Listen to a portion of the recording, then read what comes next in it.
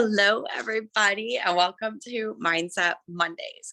I am pre-recording this because Mondays at noon are just like tough for me. But I wanted to get this out to you guys, and I wanted to try something a little bit different. So, what I would like you to do, and I got this idea from Jessie Lee Ward. She actually does this with her team, and I thought it was a neat idea.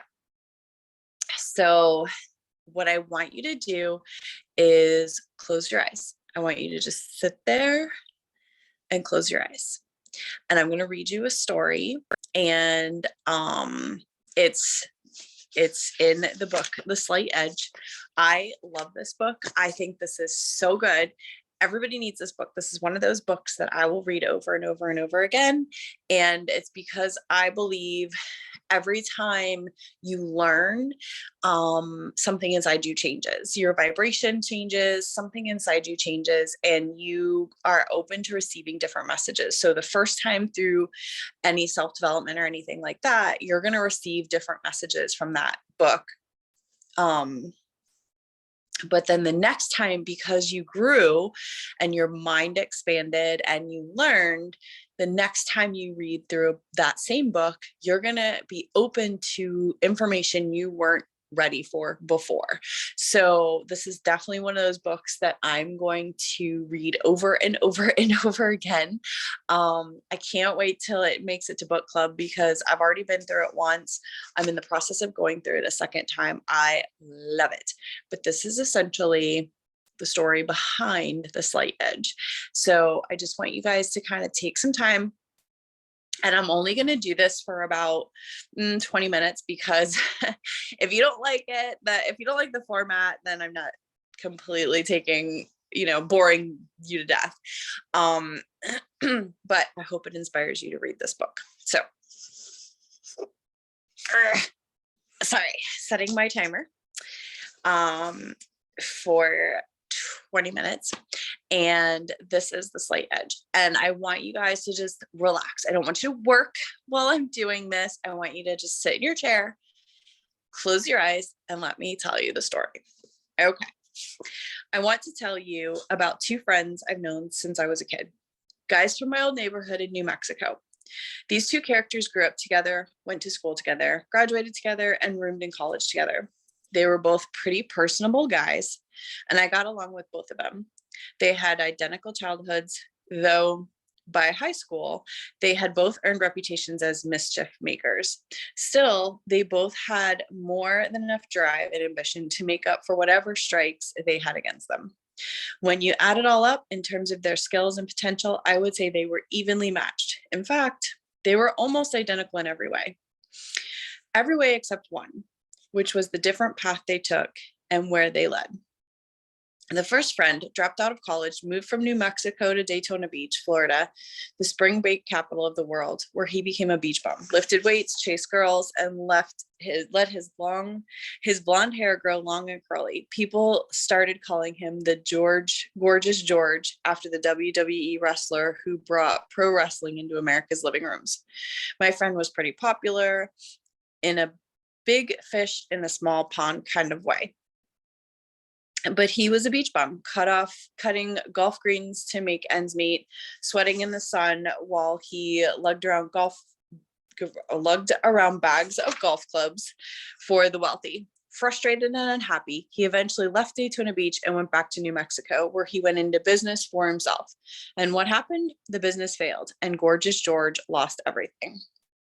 Then there was my other friend, Gorgeous George's buddy. As an adult, this guy led a charmed life. Graduating from college as an A student, he went on to business school and graduated in the top of his class. Then got recruited by a gigantic tech firm, built a stellar resume, and went on to create a string of entrepreneurial ventures, each one more successful than the last. Today, his life is rich in every way. He has a beautiful, amazing daughter, thousands of friends around the world, runs a record-breaking successful company, and is happy beyond measure. Yet he still stays in touch with his childhood friend, the beach bum. In fact, they stay very close in touch. I often think about these two guys because I know that I could have been either one of them. Matter of fact, I was. because here's one piece of the story I left out. The reason these two guys were roommates all those years and the reason they're still in contact today is that they are one and the same person. They are both me. The college dropout who became a frustrated beach bum who eventually took his shot at business but bottomed out there too. That was yours truly. The straight A college graduate who went on to create one business success after another, who became a millionaire with a fabulous family, friends all over the world, and a rich, happy, fulfilled life. Guilty as charged. I've been blessed with a lot of success in my life, but I sure didn't start out that way. I started out as Gorgeous George, the college dropout golf greens cutter. And I'll tell you a secret. I'm the same person today I was then. Not that I hadn't changed a lot through my experiences. We all do that. What I mean is, deep down inside, I'm really no different than I was then. It's not as if I had any sort of lightning strike overnight transformation. I did not go to a mountaintop, did not experience enlightenment, did not have the near-death experience that showed me the truth of the universal brotherhood. Although I did go through some pretty terrible failures at that time and sure felt like near-death experiences. I didn't change who I was as much as I changed what I did. I didn't change who I am because no matter what the gurus and therapists might tell you, I don't believe any of us can really do that. I mean, who we are. The kid who became a frustrated beach bum was never anything but average. Average at schoolwork, average at sports, average in social skills. The incredibly fortunate, deeply happy man I am today is still that average kid, no more, no less. And I say that without an ounce of false modesty. The only reason I made the transition from there to here is that somewhere along the way, I've had the good fortune of being exposed to the slight edge. How I got from there to here and how you can get from where you are to wherever you want to be is what this book is about. My day of disgust. The transition from beach bum to millionaire didn't happen overnight. It was a long, slow, at times painful roller coaster process because frankly, I didn't know what I was doing. I didn't yet have the key you're getting in this book. I didn't know about the slight edge. I was working it out by trial and error. Lots of error. I was born and raised in Albuquerque. My dad died when my brother, sister, and I were just kids. And somehow my mom held everything together. She was a terrific mother, a loving and constant presence in our lives, but it was still a rough way to grow up as a fatherless, blonde-headed kid in a Hispanic neighborhood where I didn't fit in. I didn't know what to do with it all. So I channeled my energy into mischief and misbehavior. A few years before my dad died, when I was in the 3rd grade, my teachers had informed my mom that I had a low IQ. Now I started proving that point and pretty quickly had gained the mischief maker reputation. While my mom worked her way through the years, I struggled my way through school. By age 18, it was clear to anyone who knew me that I didn't have much of a future. I begged my way into the University of New Mexico. At college, I built upon my previous academic career and succeeded in taking my C average down to a D average. I did learn one thing though. I learned that when spring break came, all the students went out east to Daytona Beach for a week to party hard. I thought I could do them one better. I quit school altogether and moved there. In Daytona Beach, I pursued my first calling as the beach bum with the long curly locks. To make ends meet, if you can call it that, I took a job at the Orlando Country Club cutting golf course grass. One day, as I was cutting the grass under the scorching Florida sun, I paused to watch the wealthy members playing golf all over the porcelain smooth grass I had just cut for them.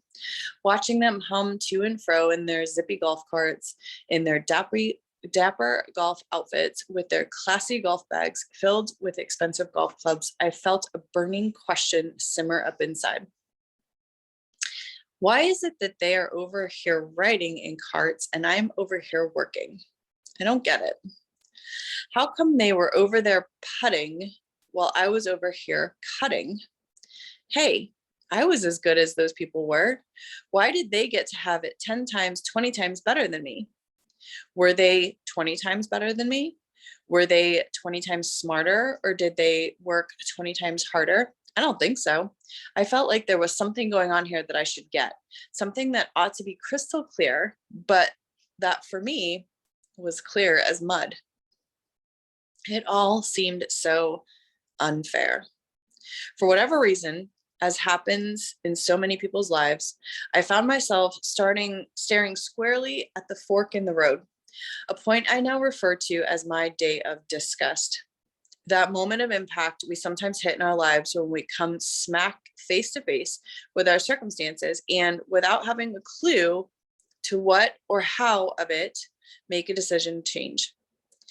In that instant, standing there sweltering in the brutal Florida heat, I came to just such a moment of decision. I suddenly knew that I had it up to here with where I was and what I was. Something clicked. The tumblers and the lock fell into place, and I knew I could never go back to where I had been only moments earlier. I knew that for things to be different, I had to do something different. I found one piece of the puzzle, only a piece, and not nearly enough to find my way to genuine lasting success, but enough to get started on the path of pursuit. The super achiever. On the heels of that day of disgust epiphany, I walked away from the golf course, loaded my stereo and closed into my 1964 Dodge Dart Slant 6. All my possessions fit easily into the back seat with room left over for a passenger, and I took off for Albuquerque. The car kept overheating so bad that it took me 6 days just to get to Texas. It was the longest trip of my life, and not just because of the crappy car, but because of the distance I had traveled in my heart and soul. When I arrived in New Mexico, I had resolved that I was going to forever leave behind the land of mediocrity and start inhabiting the world of high achievement. I was going to pour it on, go on all 8 cylinders. Okay, for the moment, that was all going to be 6 cylinders, and do whatever it took to move my life ahead. As I said, all my life, I had been no better than average at anything I'd done. Average grades, average in athletics, average social skills. I knew that the one way I could ever become anybody was by working harder and being more persistent. If I wanted to have a prayer of a chance of getting on the team, I had to work harder in the practices.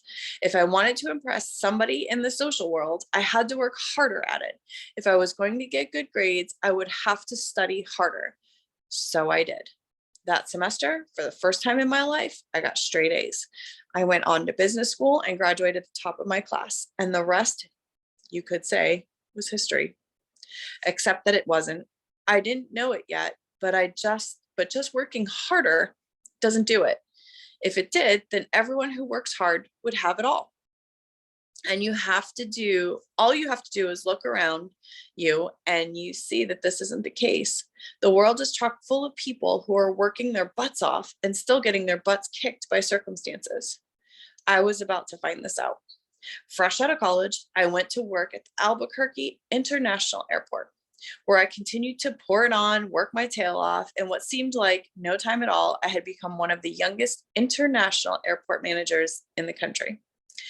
I was such a hot manager material that I was recruited away from the airport by the Dallas-based tech giant Texas Instruments, where I worked for the next 5 years and advanced to the management level as a manager in the company's intelligence systems division. But corporate America wasn't for me. There was a lot of politics, which I hated, and it didn't feel like I had yet found the place where I belonged. And I was clearly on a super achieving role, right? Honestly, it felt like I could accomplish anything I put my mind to. Like I learned the magic words, found the secret formula. So I struck out on my own and set my foot on the entrepreneurial path. Moving back to Albuquerque again, I started a solar energy company. I knew nothing about solar energy. I barely knew whether the sun came up in the east or the west. East, it turns out. But with 400 solar companies in the state, New Mexico was the capital of the budding new industry. So ignorance or not, the smarter course of action seemed clear. And at first, it looked like I had indeed made a very smart decision. Within 2 years, my company is one of the top in the nation, and before long, we became one of the largest solar companies in America. I was thrilled, on top of the world. What I didn't yet know was that nothing ever stays the same. Everything is in motion, always. Everything changes. And that was what happened next. Times change, tax laws changed, our industry was hit hard. Before I knew what was happening, my company had collapsed and I had lost everything, gone back to zero and below, owing more money than I could ever hope to make again. I couldn't believe it. My achievements, my super achievements had turned to dust right before my eyes. My millionaire life had evaporated, leaving me right back in beach bum land, the guy with nothing. They even took my car. My night of despair. The night they took my car was towed away, I sat there despondent in disbelief. Years earlier, as a failed college student, I had my day of disgust. Now, the other shoe had dropped, and as a failed entrepreneur, I just arrived at my night of despair. I could not comprehend what had just happened to me. After living as a failure in all my life, one day I woke up and came to my senses, went back to college, applied myself like crazy, entered at the bottom and graduated at the top, worked for a major corporation for 5 years and went to the very top there, built my own company in less than 5 years and went to the top there. I had built myself from failure into success. And now, after 14 long years of upward travel, I had somehow arrived back at the bottom. I was more broke than I had ever been when I was Gorgeous George strutting on the beach in his cutoffs. 12 years of blood and guts. And for what? I could just not wrap my head around it. I couldn't see the justice or even the logic of it, of any of it. I felt like that teenager again, confused and angry at the world where nothing made sense. Was life just inherently unfair with no rhyme or reason to it? There was no point in even trying. That was when I began to examine more carefully what had happened in my life. This time, it was no epiphany.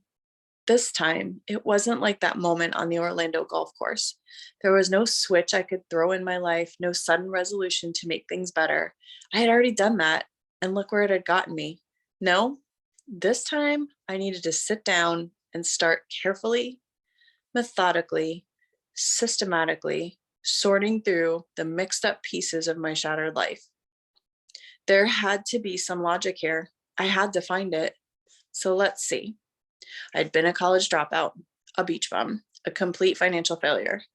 And then I had become a straight A student, top corporate manager, super achieving entrepreneur in the cutting edge industry and complete financial success. And all of those had been the same person. So what was the difference? It made no sense. Or did it? The more I looked at it, the more it seemed to me that this roller coaster was not a matter of bad luck or fluke of circumstance. It couldn't be.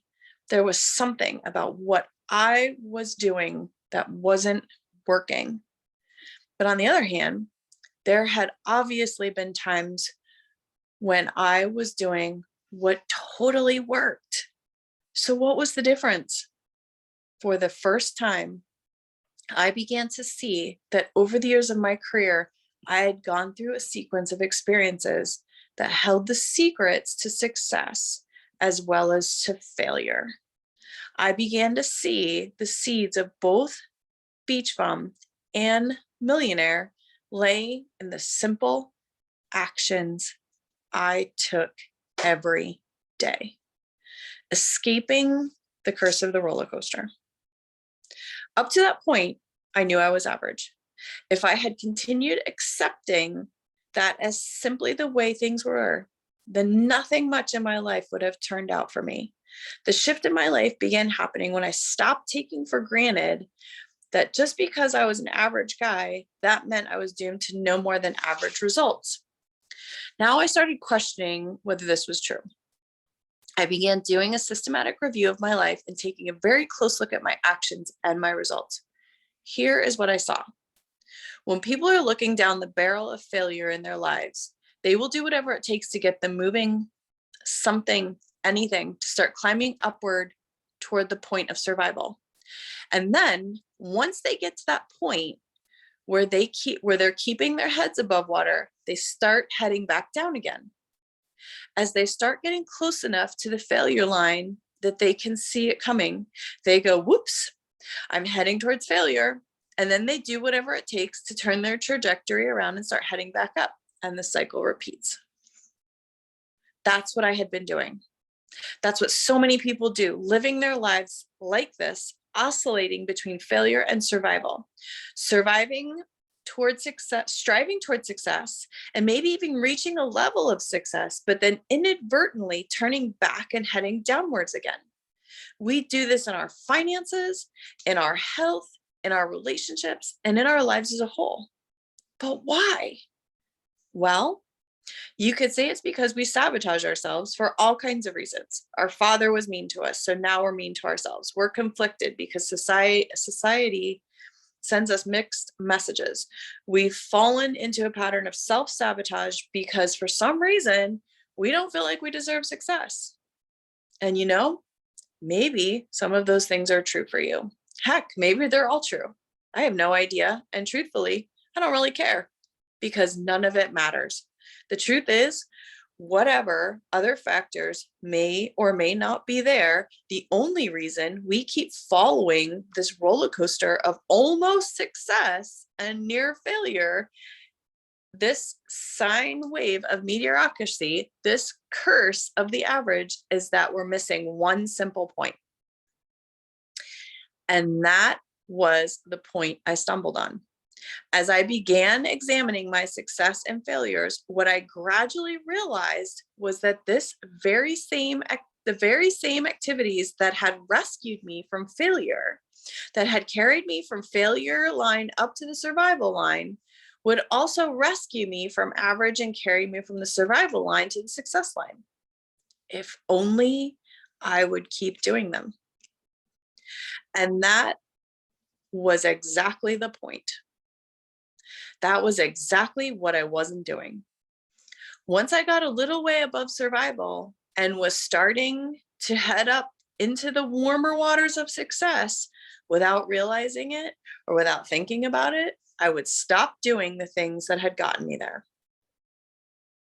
Naturally, I would then start sinking back down again, back down towards survival and beyond, back down towards the failure line, and did that every time. Every time. That's the only reason our lives follow that roller coaster. It's that simple. As soon as we get away from failure and up past the line of survival, we quit doing the things that got us there. You know what that means? It means you already know how to do everything it takes to make you an outrageous success. That's how you survived up until this point. And if you can survive, then you can succeed. You don't need to do some brilliant, impossible thing. You don't need to learn some insanely difficult skills or have some genius level brainstorm of an innovative idea. All you have to do is keep doing the things that got you this far. What is exactly what 99.9% of the people don't do is just that. What those things are, why most people don't do them, and how you can live an outrageously happy and successful life by doing them is what this book is about. I began to realize that there is a profound success secret hidden within that roller coaster.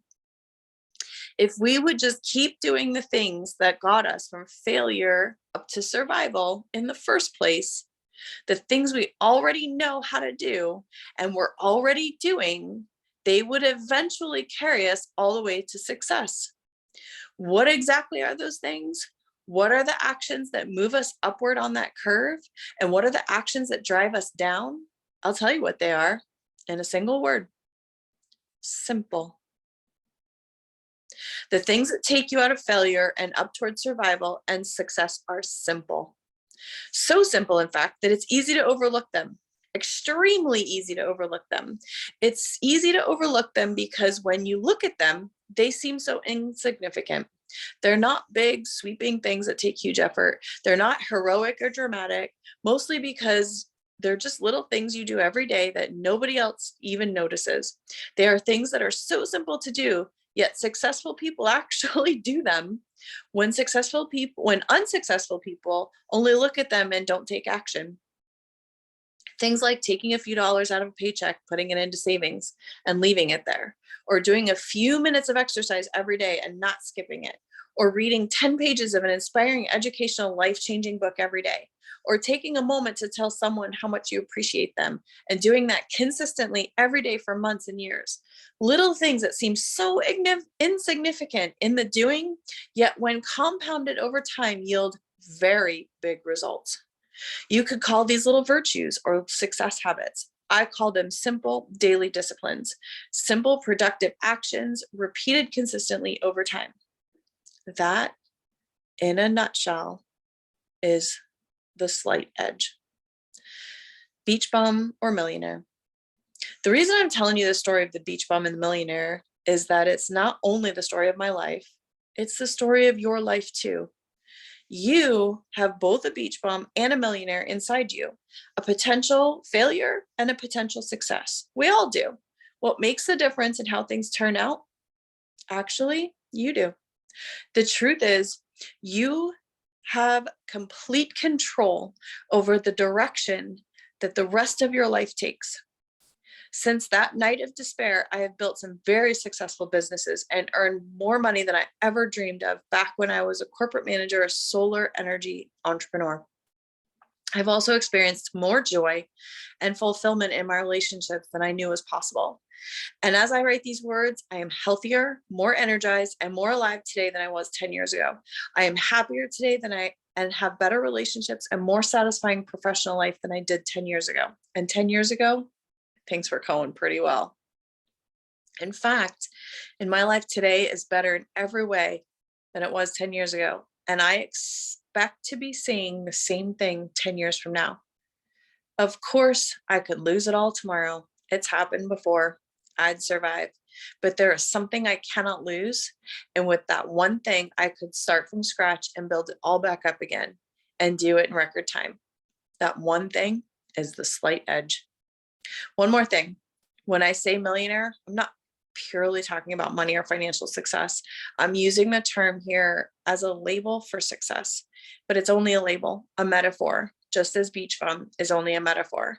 When I say millionaire, I mean someone with $1 million smile, million friends, $1 million worth, heck, $1 billion, $1 trillion worth of joy, love, contentment, fulfillment, great relationships, curiosity and fascination, passion and enthusiasm, excitement and accomplishment, a fortune's worth of life in their life.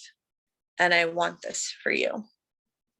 So that was the first chapter of The Slight Edge. I hope you liked this. I hope it inspired you to get this book and read it, because it is so true. And I keep talking about it because I'm like so immersed in this part that it's so true. It's all the little things that we don't do every day that are causing us to not be where we want to be, whether it be in our finances, our fitness, our business. It's all those little things that we push off till tomorrow, and tomorrow never comes, just like I talked about on Saturday. So let me know if you like this format. I think this is kind of fun. So we might, I don't know, we'll see. But let me know. I hope you guys have a great day. I love you, appreciate you. And I'm sorry for like the mix up with the schedule, but I hope you liked this. Chat with you soon. As soon as I figure out how to turn this thing off. There we go.